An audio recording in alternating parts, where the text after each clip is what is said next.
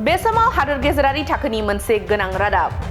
भारतआ पाकिस्तानाव गाग्लोबोब्ला बांलादेशआ चीननि हेफाजाबजों उननिफ्राय भारतखौ गाग्लोबगोन।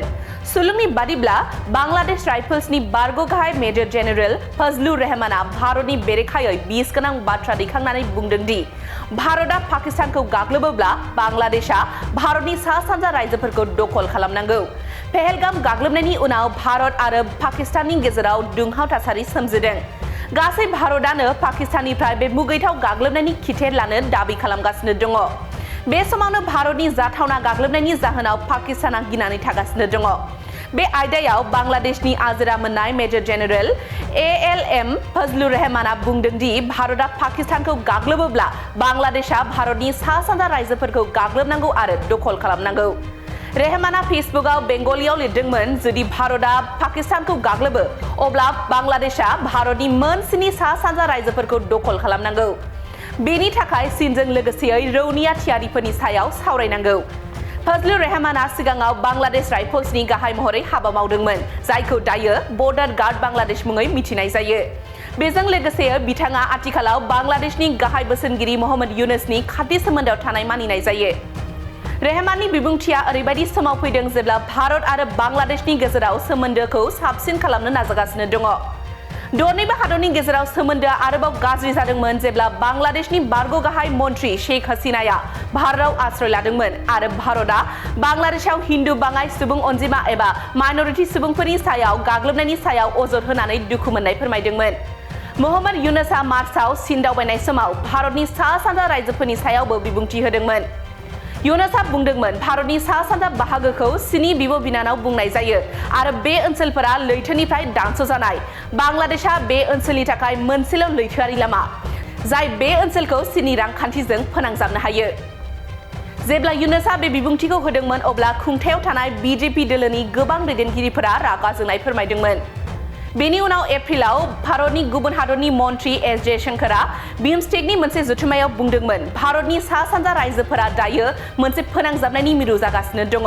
बेवहाय लामा, रेलवे, दै लामा आरो पाइपलाइनफोरनि मोनसे नेटवर्क जौगाहोनाय जादों। बे समाव हादोर गेजेरारि थाखोनि मोनसे गोनां रादाब। भारतआ पाकिस्तानाव गाग्लोबोब्ला बांलादेशआ चीननि हेफाजाबजों उननिफ्राय भारतखौ गाग्लोबगोन। सुलुंनि बादिब्ला बांलादेश राइफल्सनि बारग' गाहाय मेजर जेनेरेल फजलुर रहमानआ भारतनि बेरेखायै बिस गोनां बाथ्रा दैखांनानै बुंदों दि भारतआ पाकिस्तानखौ गाग्लोबोब्ला बांलादेशआ भारतनि सा सानजा रायजोफोरखौ दखल खालामनांगौ।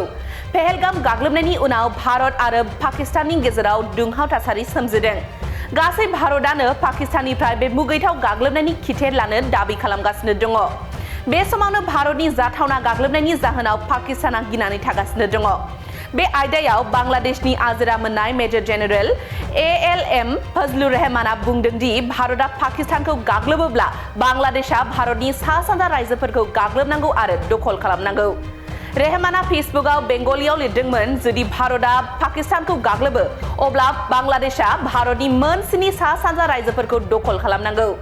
बेनि थाखाय चीनजों लोगोसेयै रौनिया थियारिफोरनि सायाव सावरायनांगौ।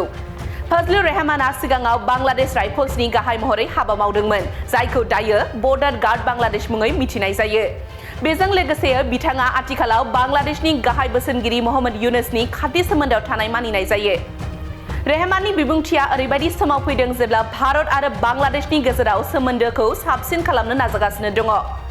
दरनैबो हादरनि गेजेराव सोमोन्दोआ आरोबाव गाज्रि जादोंमोन जेब्ला बांलादेशनि बारग' गाहाय मन्त्रि शेख हसीनाया भारतआव आश्रय लादोंमोन आरो भारतआ बांलादेशआव हिन्दु बाङाइ सुबुं अनजिमा एबा माइनरिटि सुबुंफोरनि सायाव गाग्लोबनायनि सायाव अजद होनानै दुखु मोननाय फोरमायदोंमोन।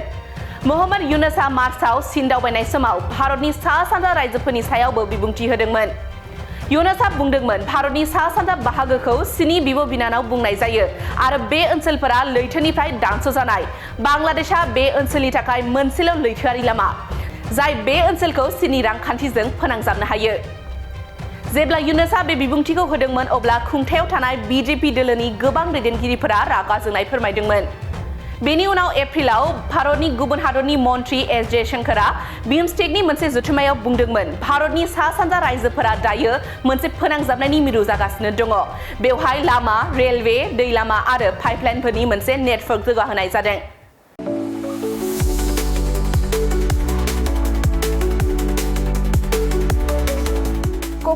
CIT आव मुं थिसननो गोसो जानाय फरायसाफोरनि थाखाय मोनसे गोजोनथाव रादाब। सेन्ट्रेल इन्स्टिटिउट अफ टेक्न'लजि क'क्राझारआ 2025-2026 सोलोंथाइ बोसोरनि थाखाय मुं थिसननायनि एन्ट्रेन्स एग्जाम खुंनो थांगासिनो दङ। Diploma, BTech, MTech, bachelor and master of design आरो PhD नि थाखाय एन्ट्रेन्स एग्जाम खुंनाय जागोन। डिप्ल'मा प्रग्रामाव दङ CE, CSE, ECE, FPT, CAI आरो AMT। BTech प्रग्रामाव दङ CE, CSE, ECE, FET आरो IE। MTech प्रग्रामाव दङ WRH, CSC, FET आरो GET। बेचेलर अफ डिजाइन आरो मास्टार अफ डिजाइनआव दङ MCD आरो PhD नि थाखाय CE, CSE, ECE, FET, IE, ME, physics, mathematics, chemistry आरो HSS।